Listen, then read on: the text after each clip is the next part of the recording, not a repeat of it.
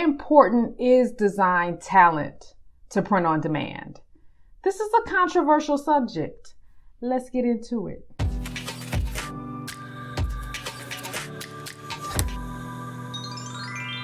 Hey, Lee Tribe and anyone else new to the channel. Today, I want to talk about something that comes up all the time. And I'm really looking forward to reading these comments because I know we all are going to have different opinions on this. But how important do you all think that design talent and skill is with regards to your success or potential with print on demand? I will say this. If you compare 2021 to when I started with, let's just say, merch in 2016, designs have improved greatly. There's way more competition. So I do think that design skill matters a ton more than it did when I started. I will be the first to admit that I had an early adopter advantage that helped me with print on demand. And that's why I'm always letting you guys know that I don't think this should be a full-time income for most people, even though my income, might be considered full-time to some people, depending on where you live, depending on how many kids you have, you know what I mean? So my early adopter advantage really helped me with my lack of design talent. So for me, when I started selling, I think I did my first 10K in royalties on Amazon, like in the first 5 months. So what I did once I started selling, then I invested in Illustrator and I started improving. I always would say I improved my design skills. I don't know if I've necessarily improved my design skills as much as I've improved my software knowledge. That's a different thing, right? It really is, because you can learn how to do a ton of things in software, but it doesn't necessarily mean you're great at putting it all together. Just being honest, right? Even though design skill matters and talent matters and software knowledge matters, I do also think a lot of you who are not selling, you put way too much emphasis on the fact that it's your lack of design skills, but in reality, you're lacking the marketing part. You don't know how to create a t-shirt that connects with a buyer. That's the part people miss so much. And I think for me, having a background in building websites, I just realized this the other day, I think that helped me greatly with print on demand because there's a common thread here. When you're making a website and you want somebody to read that content and click and buy something, it's about you being able to make a connection with that person reading the site. That's the marketing side. When you're making a t-shirt, it's about making a design, or even if it's just a simple quote or text, you want the buyer to say, OMG, that is so me. So you want to create those OMG, that is so me moments for the person that might buy your shirt. And so that brings me to the t-shirt that I showed you guys a couple videos ago. One of my students said, Lisa, I'm going to be honest. I'm surprised that shirt sold because it's so basic. But she was focusing on the design. 2 reasons that shirt sold. A, there was zero competition.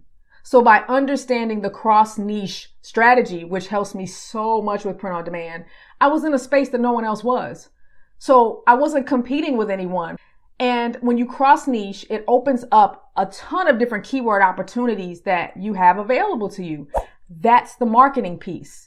It's just like when you're building websites. If you wanted to get traffic, you couldn't go after broad terms. You had to niche down.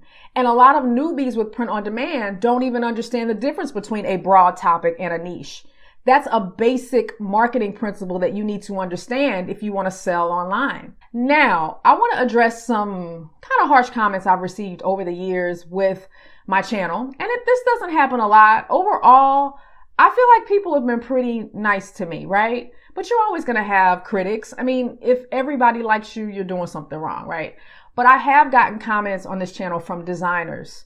And it reminds me of the comments I used to get from programmers back in the website days, where they would criticize me because I didn't have the technical background, but yet I'm teaching people how to do something when I don't have the training or the education, right? So with websites, I didn't have the programming degree. So I shouldn't have been teaching people how to make websites with these builders.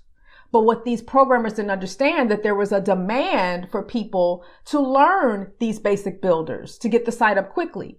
That's an example of the programmer not understanding that there's a market for this. Same thing with t-shirts. I've had designers tell me you should be teaching this because you're not a designer. But they're forgetting that there are people out there like myself who just want to buy tech shirts. If you were to go look at my t-shirt drawer right now, the majority of my shirts would be text and it looked like something from a Canva template. And so should we criticize people for only making text t-shirts if that's actually what people want to buy? Wait a minute. That doesn't make sense. It kind of reminds me of this lady that messaged me earlier this year. She lost her job due to COVID last year. And she literally had no money, no savings, no nothing. And she found my videos and she made her first $500 last year. Now she has no background in design or print on demand. So should she not have a right to learn this business because she doesn't have the education? I mean, where do we draw the line? Now, I can understand the criticism in teaching people how to cheat the system, spam the system. That's always going to happen when you teach any make money online opportunity. I don't care how responsible you are at telling people, don't do this, don't do that. There are always going to be people that are going to exploit that. And that has hurt the print on demand arena a bit. It has. Let's just call it what it is. But I still believe a lot of people put too much emphasis on lack of design skill when they can't sell, because a lot of times you have to understand the marketing piece. And some people would argue that's even more important. It kind of reminds me of one of my students who they wanted me to look at one of their shirts, and it was in the weight loss space. And the shirt, it was for a woman, but it was basically the woman making fun of her weight on the shirt. And I told that person, I said, you don't get this audience you're designing for. A woman would never, most women would not want to wear a shirt that advertises how uncomfortable they are with their body or making fun of their weight. So that's the marketing side. He wasn't thinking about what would that buyer want. So when you create a t-shirt for somebody, you want to create that moment for them, that OMG, that's me moment. Men might make fun of their weight on a shirt, but women don't typically do that. So he was disconnected from the audience that he was designing for. And that's a big problem with a lot of newbies. So I don't by any means want to say that design doesn't matter, because it does. But there's a marketing side to this as well. Anytime you decide, hey, I want to make money online, instantly, whether you realize it or not, you're going to have to learn marketing. You're going to have to learn, how do I create a product, a t-shirt, a website, a YouTube channel that connects with a buyer, a viewer. And I think that is one skill that really helped me with print on demand, along with the early adopter advantage. I also want to say this too to the designers who are frustrated. Sometimes what I've learned is that a lot of you all are not really paying attention to where you should be uploading.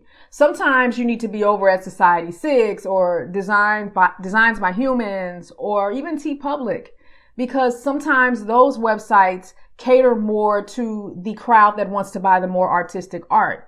That matters too. Some of the things that would sell on Society6 just won't sell as well on Amazon. And sometimes it's just about finding where you need to be uploading. But one thing I've noticed about designers, they focus so much on their skill, their talent, their, maybe education in design. And they're like, I've got all this experience and education, and you got these newbies out here that have no experience in this whatsoever, and they're selling. It doesn't make sense. But they're focusing on their talent. They're focusing on their skill. They're not thinking about the audience. Not everybody wants an intricate design like that. It is what it is. I'm one of those people. So being able to understand and relate to the buyer is such an important part of this. Let me know what you guys think. By the way, if you're new to print on demand, be sure to check out my complete guide for beginners. It is incredibly detailed with examples and guidance, perfect for a newbie or if you're struggling with your sales. Simply visit passiveshirtprofits.com, scroll down to the bottom, and click the thumbnail. See you there.